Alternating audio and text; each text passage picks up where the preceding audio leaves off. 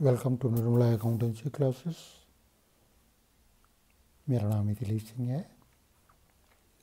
आज के टॉपिक में एक नया चैप्टर हम लोग शुरू करेंगे, financial statements of A company. Financial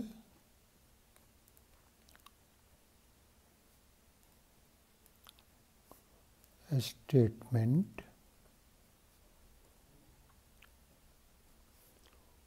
of A company. Topic का नाम है। अब हम लोग बात करें कि फिनेंशियल स्टेटमेंट है क्या। Financial statements of A company है क्या। Financial statement of A company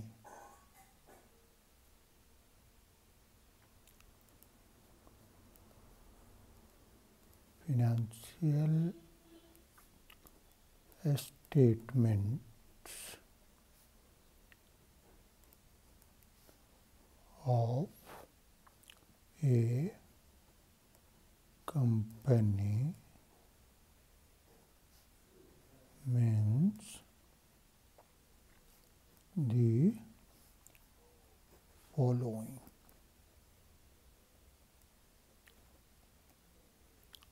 ठीक है, सबसे पहला तो क्या है ये statement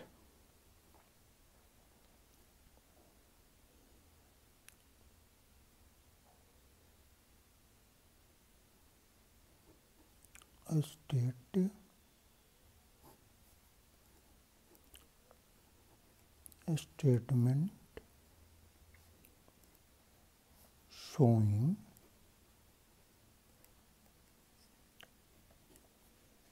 profit or loss, profit or loss of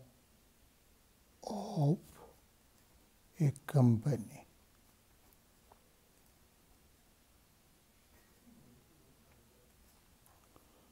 that is क्या कहते हैं, statement of financial statement of profit and loss,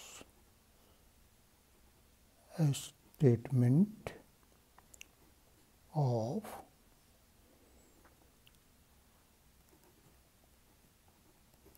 profit and loss. दूसरा क्या आता है, statement showing the position of a company, the position, or you can say financial position, showing the financial position of a company।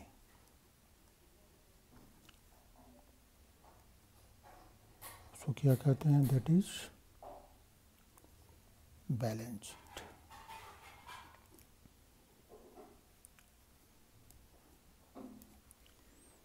That is balance sheet.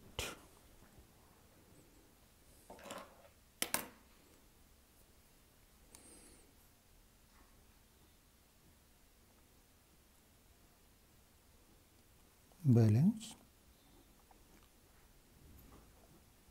Sheet.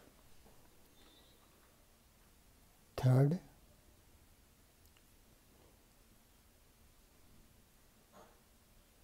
notes showing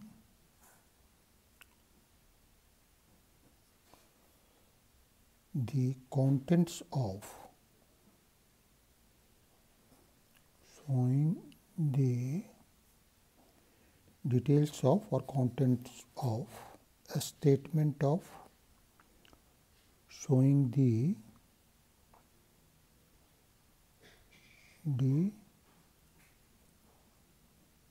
details or contents of a statement of profit and loss and balance sheet and balance sheet. ठीक है। Fourth क्या है?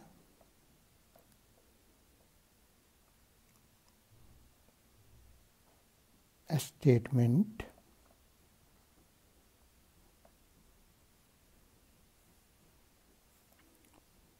showing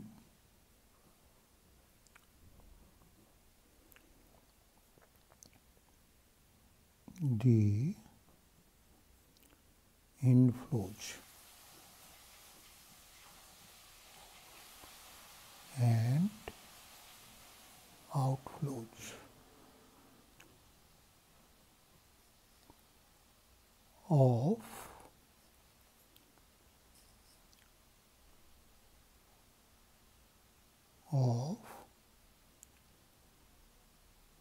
cash and cash equivalents.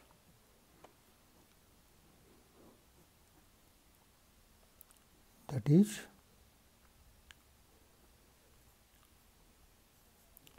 cash flow statement. Cash flow statement. किसी की भी company के financial statements में ये सब चीज़ें आती हैं। इसके अतिरिक्त भी कुछ चीज़ें होती हैं, उसकी चर्चा यहाँ बहुत आवश्यक नहीं है, बाद में कभी देखेंगे उसको। लेकिन यहाँ के लिए इतना आवश्यक है ये जानना कि फाइनेंशियल स्टेटमेंट में ये 4 चीज़ें आती हैं। 3 चीज़ों का तो इसमें हम अभी अध्ययन करेंगे और चौथा कैश फ्लो स्टेटमेंट हम लोग अभी बाद में बनाएंगे। तो ये 3 चीज़ें क्या क्या है? पहला तो है statement of profit and loss, दूसरा है बैलेंस शीट, तीसरा है notes on accounts, notes showing the details content of statement of profit and loss and balance sheet. That is, उसका नाम क्या है? That is notes on accounts, notes on accounts, notes on accounts. Okay, तो ये 3 चीज़ों का अध्ययन करेंगे। एक चीज़ और है, अब हम लोग समझ लें कि फाइनेंशियल स्टेटमेंट ऑफ कंपनी क्या है। जो कंपनी के परफॉर्मेंस को दिखाता है, रिजल्ट को दिखाता है, वो प्रॉफिट एंड लॉस अकाउंट है। जो फिनेंशियल पोजीशन को दिखाता है वो बैलेंस शीट है। लेकिन कंपनी का जब बैलेंस शीट हम बनाते हैं तो एक निश्चित फॉर्मेट में बनाते हैं, जो कंपनी एक्ट 2000 कंपनीज एक्ट 2013 के अनुसार होता है। उसका शेड्यूल 3 का जो पार्ट 1 और पार्ट 2 है, उसके अनुसार हमको statement of profit and loss and balance sheet, notes on accounts, notes to accounts हमको बनाना पड़ता है। Notes to accounts, notes to accounts हमको बनाना पड़ता है। ठीक है, कैश फ्लो स्टेटमेंट भी बनाना पड़ता है। सभी कंपनियों के लिए ये 3 चीज़ें तो बनानी जरूरी है। चौथी चीज़ ओपीसी कंपनी के लिए, 1% कंपनी के लिए कैश फ्लो स्टेटमेंट बनाना आवश्यक नहीं है, बाकी कंपनियों के लिए बनाना आवश्यक है। अब हम लोगों ने पिछले क्लास में अपने 11th में फाइनल अकाउंट्स पढ़ा है। वहाँ भी हम लोग ट्रेडिंग अकाउंट बनाते थे, प्रॉफिट एंड लॉस अकाउंट बनाते थे। फिर हम लोगों ने पार्टनरशिप पढ़ा एंड बैलेंस शीट बनाते थे। यहाँ और वहाँ जो बनाए हैं, वहाँ जो बैलेंस शीट के आइटम होते थे या प्रॉफिट एंड लॉस के आइटम जो होते थे, उसको हम कहीं भी लिख देते थे, जहाँ हमको सुविधा होती थी हम लिख देते थे। हालांकि वहाँ पर मार्शलिंग और बैलेंस शीट होता था, लेकिन पीएल अकाउंट और ट्रेडिंग अकाउंट में एक ख़ास सीक्वेंस का हम लोग कोई के लिए बाध्य नहीं थे, किसी भी आइटम को कहीं भी लिख देते थे। लेकिन यहाँ कंपनी के स्टेटमेंट में वहाँ उसको अकाउंट कहते थे, ट्रेडिंग अकाउंट कहते थे, मैन्युफैक्चरिंग अकाउंट मैन्युफैक्चरिंग ऑर्गेनाइजेशन के लिए बनाया जाता था, प्रॉफिट एंड लॉस अकाउंट बनाया जाता था। जब हम लोगों ने पार्टनरशिप पढ़ा तो वहाँ भी ट्रेडिंग अकाउंट कहा जाता था। दैट मैन्युफैक्चरिंग पार्टनरशिप फॉर्म है तो उसके लिए मैन्युफैक्चरिंग अकाउंट हो सकता था।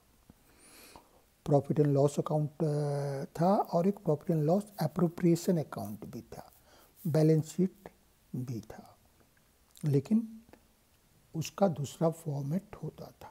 वहाँ किसी भी आइटम को एक क्रम में लिखने की कोई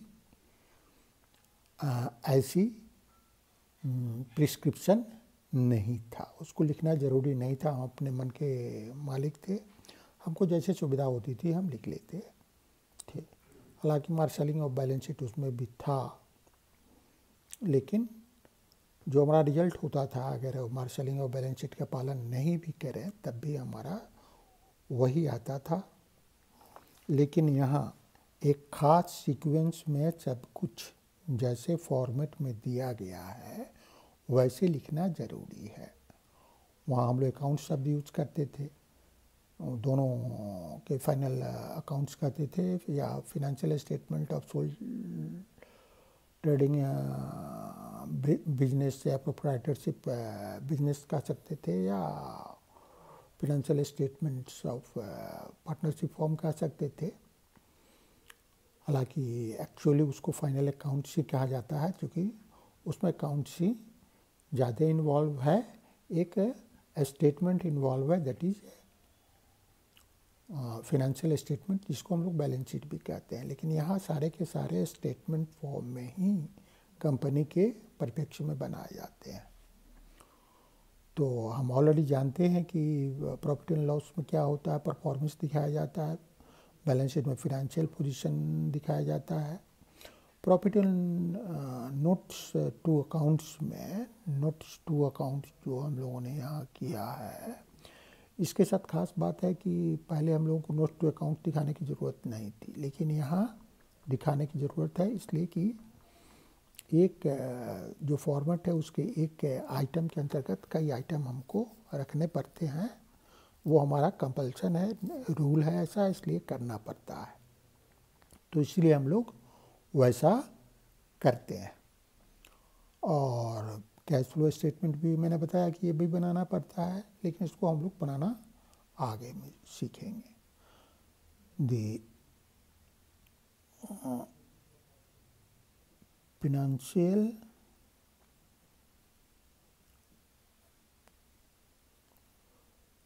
statements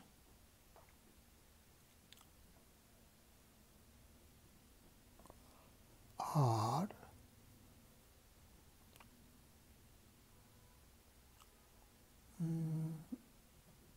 also called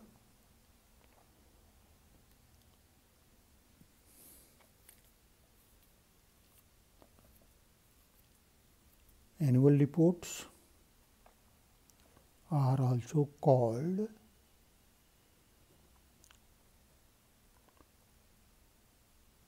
annual reports,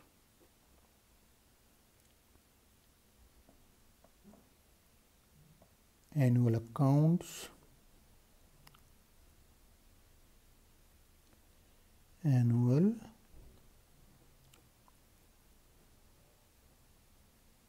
accounts or published accounts or published accounts.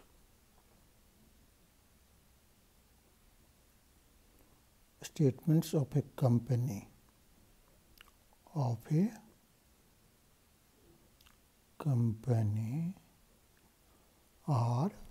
also called annual reports, annual accounts और published accounts. इसके अन्य नाम भी है फिनेंशियल स्टेटमेंट्स के.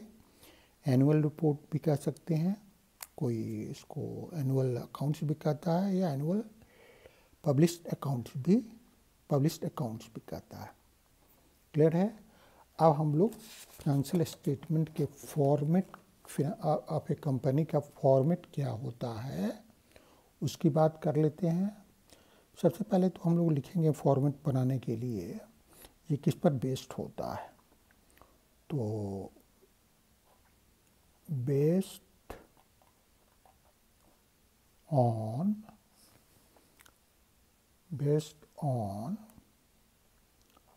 शेड्यूल 3 रोमन में part 2 Roman of the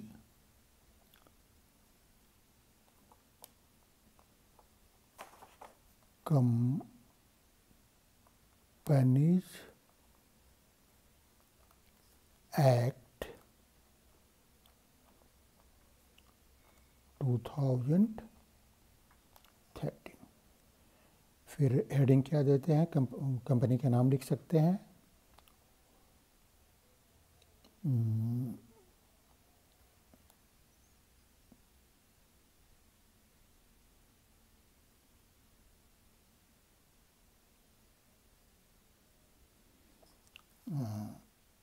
statement of profit and loss of, company का नाम लिख सकते हैं, for the year ending, for the year ending, जो डेट होगा लिख देंगे. इसके बाद फिर क्या लिखते हैं हम लोग फॉर्मेट में.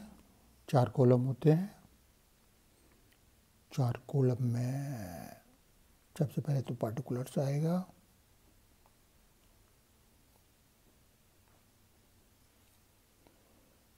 फिर आता है नोट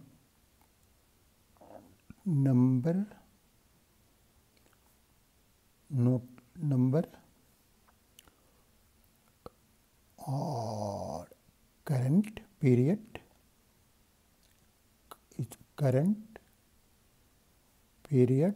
इस साल का पीरियड,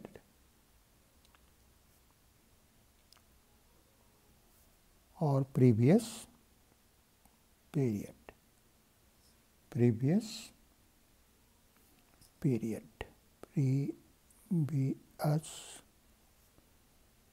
पिछले साल का प्रीवियस पीरियड. सबसे पहले इसमें हम लोग क्या लिखते हैं, रेवेन्यू फ्रॉम ऑपरेशंस. सबसे पहले हम लोग लिखते हैं, अच्छा उसके पहले हम 1 देते हैं, रेवेन्यू फ्रॉम ऑपरेशंस।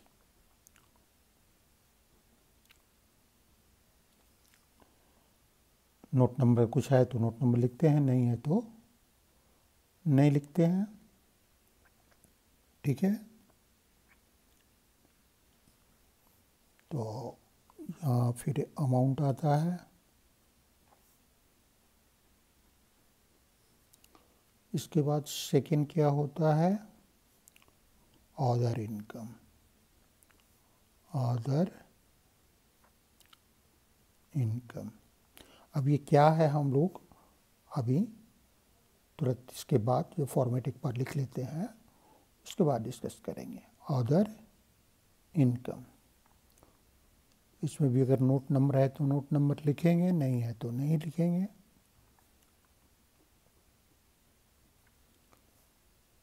थर्ड, ये दोनों का टोटल जो होगा, टोटल रेवेन्यू। टोटल रेवेन्यू, तो इन दोनों को हम लोग टोटल कर देंगे और एक अमाउंट जो मिलेगा वो यहाँ आ जाएगा और इसको डबल लाइन से हम लोग क्लोज कर देंगे। ठीक है, इसके बाद फोर्थ आइटम हमारा आता है, फोर्थ आइटम हमारा है एक्सपेंसेस।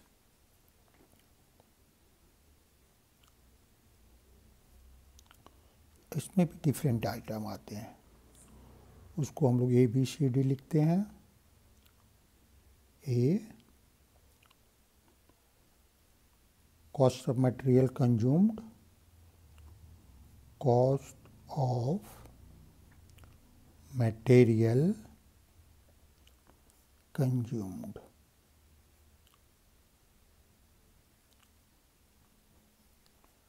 बी आइटम हमारा होता है purchase of stock in trade.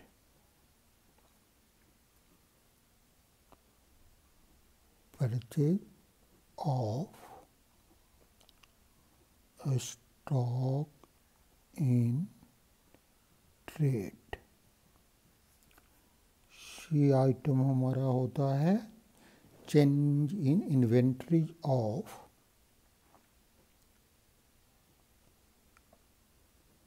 change in inventory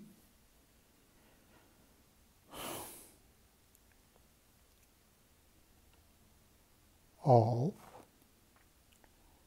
finished goods, work in progress and stock in trade.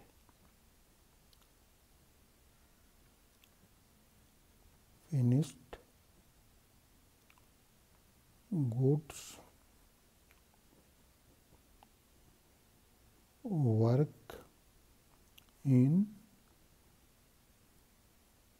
progress and stock in trade। क्या चेंज हुआ इन तीनों के स्टॉक में? तीनों का अलग अलग हम लोग कैलकुलेशन करते हैं और फिर कैसे कैलकुलेशन करते हैं ये हम लोग देखेंगे। तो सबसे पहला आइटम तो ये आ गया था, दूसरा आइटम परचेज आ गया था, तीसरा आइटम हमारा ये आ गया, चौथा ABCD ये employee benefits expenses. Employees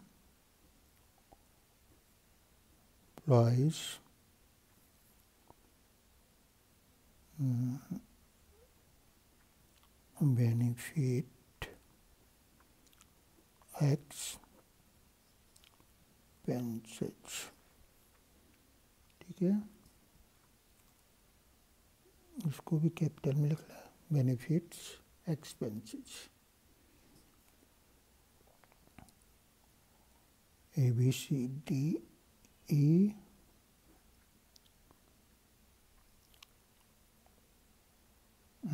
finance costs, ये क्या है इसको भी हम लोग बात करेंगे।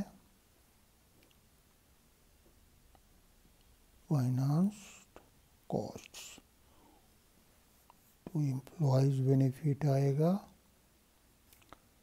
डी में, फिर ई में आया फाइनेंस कॉस्ट, इसके बाद F depreciation and amortisation, depreciation and amortisation.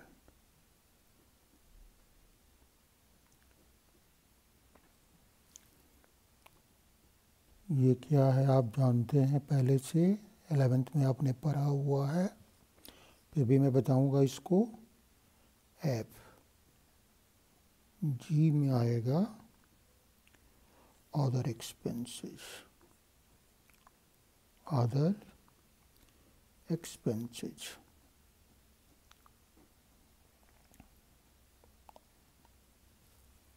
फिर इसको टोटल करेंगे और हमको क्या मिलेगा, फाइनेंस कॉस्ट अदर एक्सपेंसेस आएगा, फिर इसको टोटल करेंगे और हमको मिलेगा एक अमाउंट, उसको कहेंगे टोटल एक्सपेंसेस। यहाँ होगा टोटल एक्सपेंसेस।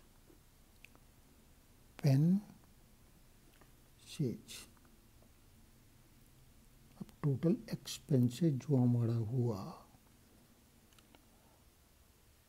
सो एक अमाउंट आएगा यहाँ,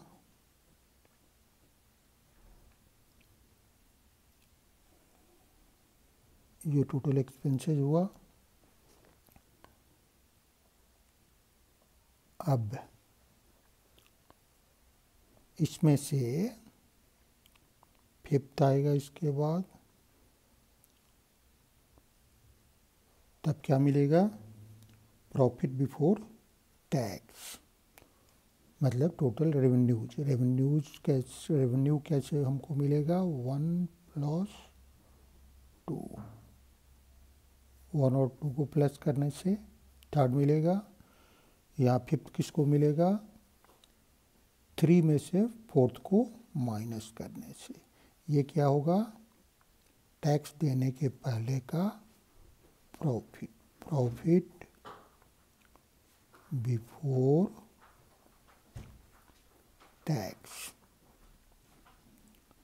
इसके बाद सिक्स्थ आता है टैक्स, जो भी गवर्नमेंट का टैक्स हो वो देते हैं, तो इसमें से इसको माइनस करेंगे, इसको लिखते हैं लेस, इसको लिखते हैं लेस, लेस टैक्स।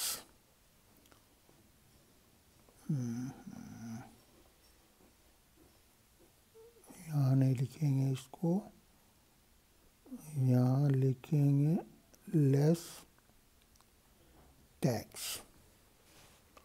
फिर हमको क्या मिलेगा, 7th, जब टैक्स हम माइनस कर लेंगे तो हमको मिलेगा ये अदर एक्सपेंसेस है,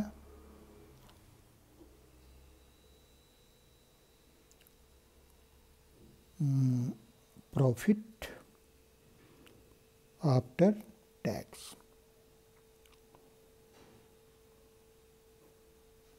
प्रॉफिट आफ्टर टैक्स। इसी को नेट प्रॉफिट जो हम लोग शॉर्ट ट्रेडिंग में निकालते हैं, यही हुआ। तो एक अमाउंट हमको मिलेगा। इसी तरह statement of profit and loss company के लिए बनाए जाते हैं और एग्जैक्टली इसी फॉर्मेट में बनाए जाते हैं। अब इसमें नोट नंबर होगा। नोट नंबर में कॉस्ट ऑफ मटेरियल कंज्यूम्ड हम लोगों ने अमाउंट कैसे निकाला है ये बताया जाएगा। ये हो गया, ये हो गया, फिर ये चौथा हो गया एम्प्लॉयज बेनिफिट, ये तीसरा हो गया एम्प्लॉयज बेनिफिट, ये हो गया फाइनेंस कॉस्ट, ये हो गया एमोर्टाइजेशन, ये हो गया अदर एक्सपेंसेस, ये हो गया और टोटल एक्सपेंसेस ये हो गया। अब टोटल एक्सपेंसेस में से टोटल एक्सपेंसेस जो था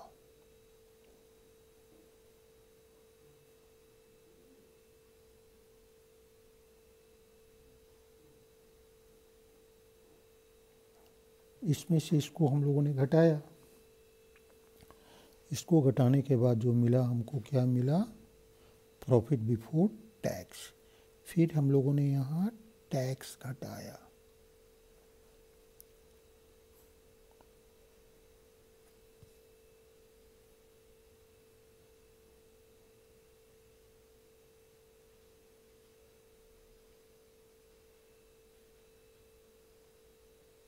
ठीक है, फिर हम लोगों ने यहाँ टैक्स घटाया, फिर हमको मिला प्रॉफिट आफ्टर टैक्स, इसको डबल लाइन किया।